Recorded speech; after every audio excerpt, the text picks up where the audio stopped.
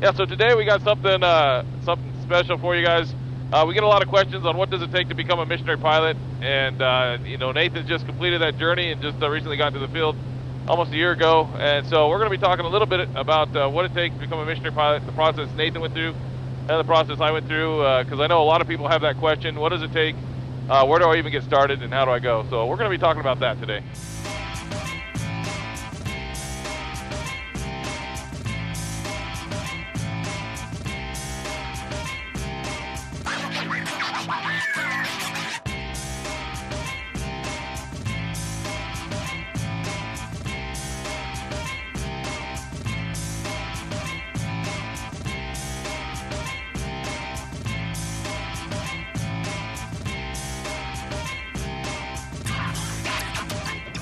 Good morning, Peak Tower System, November 50901 is ready for takeoff runway 02. Number 50901, clear for takeoff runway 02, wind calm, report 10 miles out. Clear for takeoff runway 02 and report 10 miles out, 901. Alright, quick flap check, flaps are good. Alright, are you ready to roll? Ready. Hold the brakes here just a little. Gauges are in the green, gotta come back a little. Alright, airspeed is alive. Here's our 1,000 footers, let's consider we're airborne by. Alright, we are airborne for Fort Bravo, so we'll continue.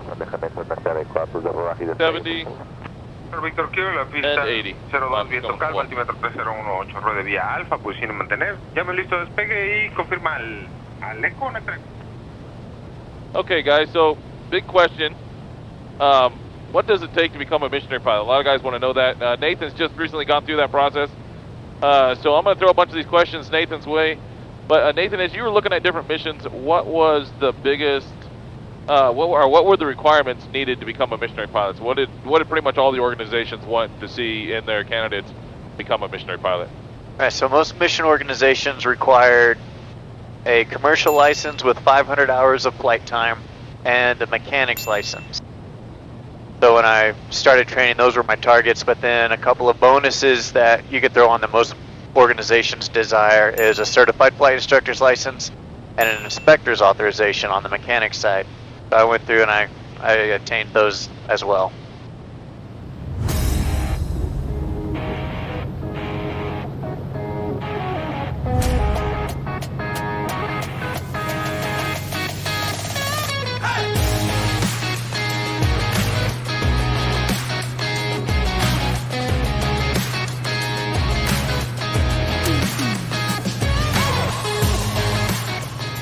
Alright, so there's a lot of places you can go to do your training.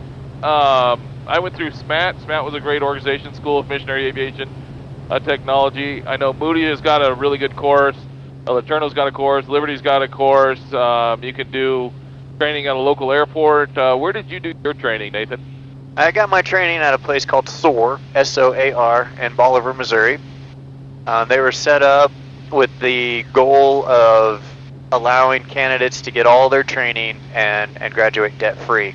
And it opened up right there in the town where I was living at the time, so it was a perfect fit for me. They do the apprenticeship model for the mechanic side, so it's a 30-month at minimum program. Okay. So, like SMAT that I went through was a 12-month school to get my A&P license. And, I went to classes every day from 8 to 5. And then, I had my test throughout the year to get my A&P license.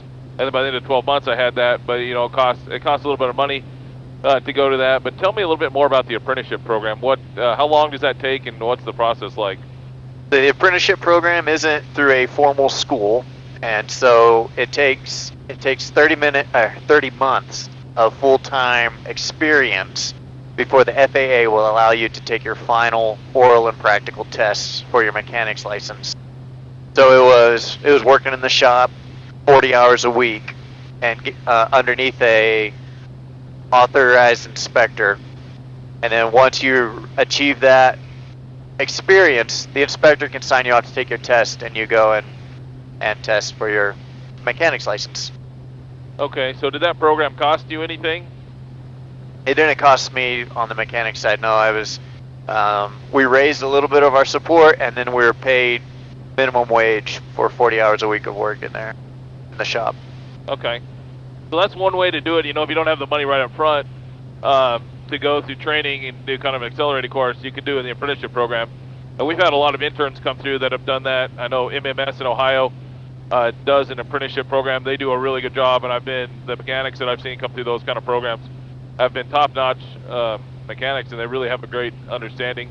I was super pleased with SMAT to be able to do that in a year. What about your flight training? Where did you do your flight training at? Flight training was at the same place. They offer both there at SOAR. And so that was on the missionary side. We were allowed to fly for the cost of fuel, and the airplane and the instructions all donated. So I went through all the way up to CFI right there at SOAR. Yeah, so that's definitely a lot cheaper probably than doing like the way I did. I went to a local airport in Colorado, where I'm from, in Grand Junction, and I just found an instructor and I just started training. And I did, you know, I smoked through all my licenses in a year, but I was cutting checks and writing checks quite a bit. How long did the process take you to go through, Nathan? From start to finish, from everything to get all the requirements that you needed? Yeah, so when I started, from the time I started to the time I moved to Mexico was nearly 10 years. And 10 years is average for missionary pilots to complete their training and all. But in the midst of that 10 years, I got married and I had 3 kids. We also went through the process of joining the organization, raising our support, and a year of language school. So there were some breaks in my training, my flight training, so I'm not sure exactly how much calendar time it took me, but to get everything accomplished was almost 10 years. And I think I've heard that's what the average is. It takes about 10 years. And when I was training, they said 10 years and $100,000. It's probably more than that now. To become a missionary pilot. But you can see there's definitely cheaper ways to do it. It just depends on how much money you have up front, I guess, just to go through some of those things. But I think 10 years is pretty average. So hey, congratulations to your average.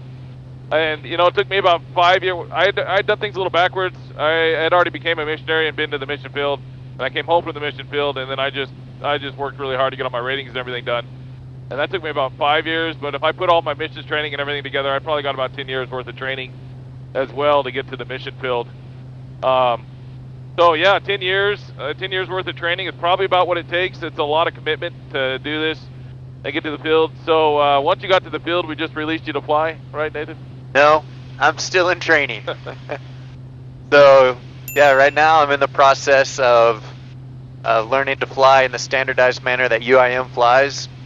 With their aircraft Turbo 206, and I'm getting that down, and I'm being trained on specific airstrips here in the Sierra Mountains in Mexico, kind of one by one.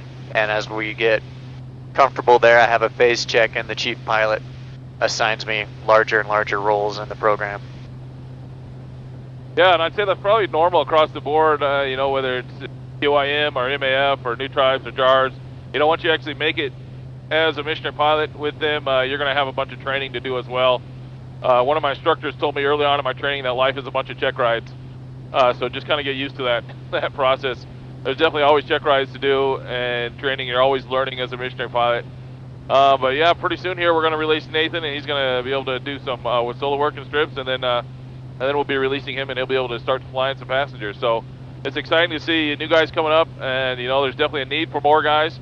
So if you're interested in it, you know, it takes a lot of commitment, but it's definitely worth it. I'm super happy we went down this path. It was a lot of work. But yeah, what about you? You happy you found this path? Yeah, it's a lot of work, but it's very rewarding work. So yeah, stick with it. Keep with it, guys.